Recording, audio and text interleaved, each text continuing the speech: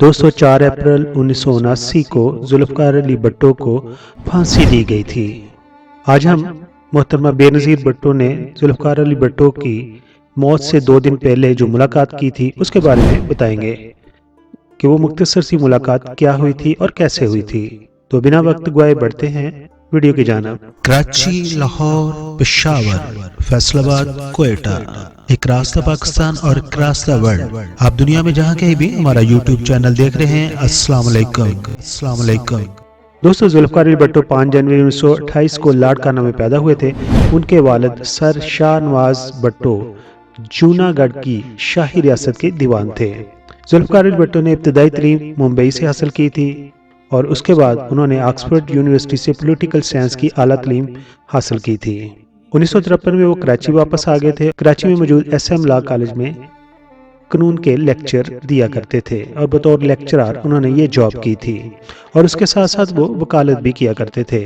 जुल्फ़िकार अली भुट्टो ने 1967 में Pakistan peoples party की बुनियाद रखी थी। 1971 से 1973 तक वो पाकिस्तान के चौथे सदर के तौर पर खिदमत अंजाम देते रहे। 1973 में पार्लियामेंट से मुतफिका तौर पर आइन की मंजूरी के बाद उन्होंने 14 अगस्त 1973 को पाकिस्तान के वज़ीर-ए-आज़म का ओहदा भी संभाला था। 5 जुलाई 1977 को chief of army staff general Ziaul हक ने फौजी बगावत में भुट्टो को मजूल कर दिया था और साबिक वज़ीर-ए-आज़म को एक सियासी मुखालिफ अहमद रजा कसूरी के कत्ल की इजाज़त देने के इल्ज़ाम में जेल में डाल दिया था। दोस्तों अब बात करते हैं कि बेनज़ीर भुट्टो की जब जुल्फ़िकार अली भुट्टो की मौत से 2 दिन पहले मुलाकात हुई थी तो वो कैसे हुई थी। 2 अप्रैल 1979 की सुबह वो अपने कमरे में चारपाई पर लेटी हुई थी कि अचानक उनकी वालदा कमरे में दाखिल हुई और कहा कि पिंकी बाहर फौजी अफसरान का कहना है कि हम दोनों भुट्टो साहब से मुलाकात कर लें। और उनकी वालदा ने खदशा ये भी ज़ाहिर किया कि आज तो मुलाकात का दिन नहीं है, तो हम दोनों को इकट्ठे मुलाकात के लिए क्यों बुलाया गया, कहीं ये आखिरी मुलाकात तो नहीं है। और शायद जनरल ज़ियाउल हक ने उनके वालिद को कत्ल करने का फैसला कर लिया था।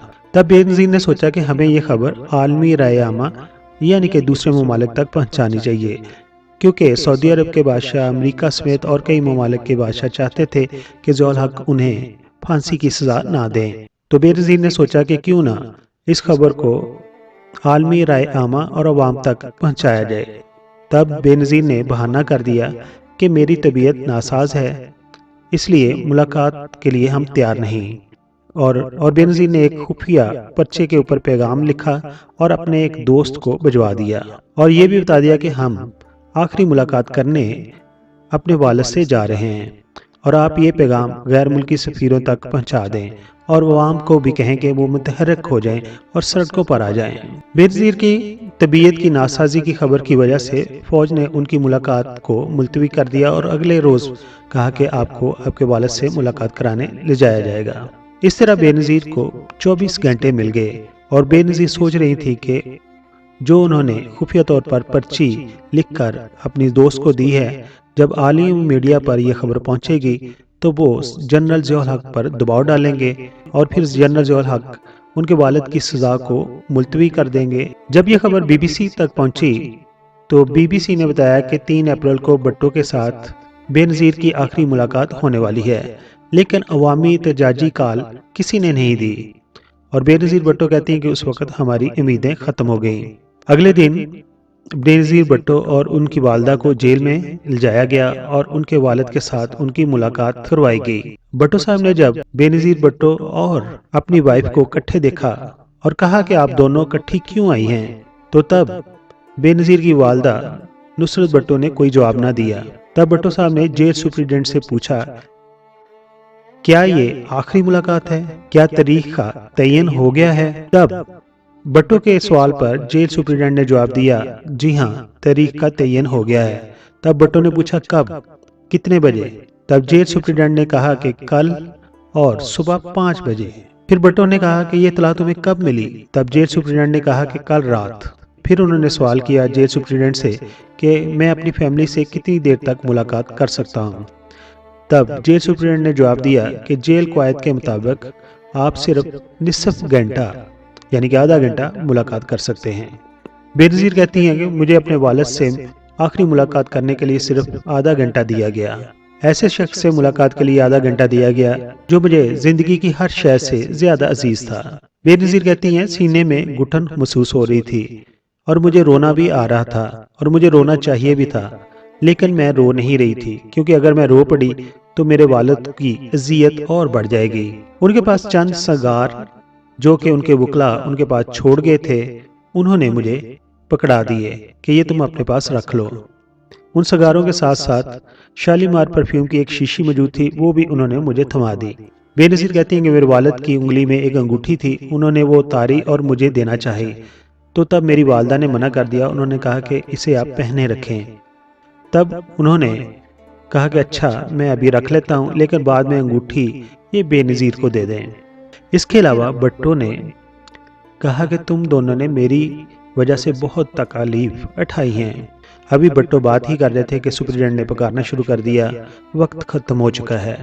بے نظیر کہتی ہیں میں نے سپرڈنٹ سے کہا کہ پلیز کوٹری کا دروازہ کھول دو، میں اپنے پاپا کو چھو کر گلے مل کر ان کو الوداع کہنا چاہتی ہوں۔ تب سپرڈنٹ نے کہا کہ ایسا نہیں ہو سکتا، یہ جیل کے رول کے خلاف ہے۔ پھر سلاخوں کے درمیان سے انہوں نے اپنے والد کو چھوا، وہ کافی کمزور ہو چکے تھے لیکن سیدھا اٹھ بیٹھے تھے اور میرے ہاتھوں کو پکڑ کر انہوں نے کہا کہ آج شب میں دنیا سے آزاد ہو جاؤں گا۔ دوسری طرف سپرڈنٹ چلا رہا تھا کہ وقت ختم ہو گیا ہے اور پھر بے نظیر نے اپنے والد کو الوداع کہا۔ بے نظیر کہتی ہیں کہ اس کے بعد میں باہر کی طرف چل پڑی اور میں نے پیچھے مڑ کر نہیں دیکھا کیونکہ مجھے پتا تھا کہ اگر میں پیچھے مڑ کر دیکھوں گی تو میں رو پڑوں گی اور میرے والد کو اور زیادہ اذیت پہنچے گی۔ اس کے بعد 4 اپریل 1979 کو راولپنڈی سینٹرل جیل میں ان کے والد کو پھانسی دے دی گئی اور جیلر نے ان کو خبر دے دی کہ ان کے والد کو دفنانے کے لیے ان کے آبائی قبرستان جہاں سندھ میں وہ رہتے ہیں وہاں لے جایا جا رہا ہے۔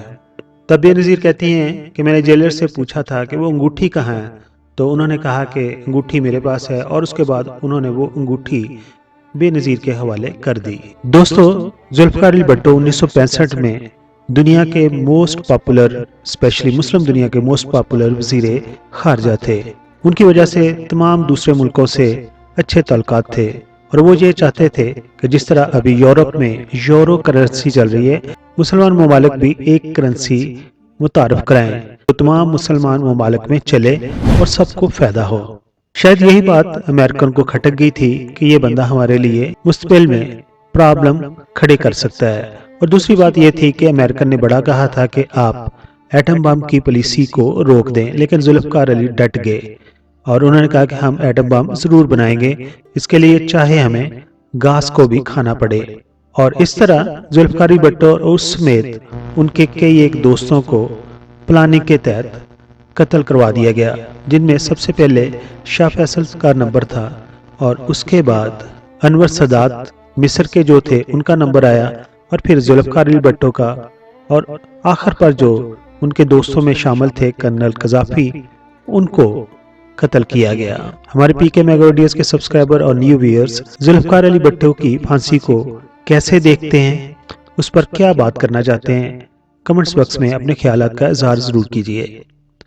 اپنا اور اپنی فیملی کا خیال رکھیے۔ تھینک یو سو مچ۔ معزز سبسکرائبر، ہم آپ کے شکر گزار ہیں کہ آپ اپنا وقت نکالتے ہیں اور اپنی قیمتی رائے ہماری ویڈیوز پر دیتے ہیں۔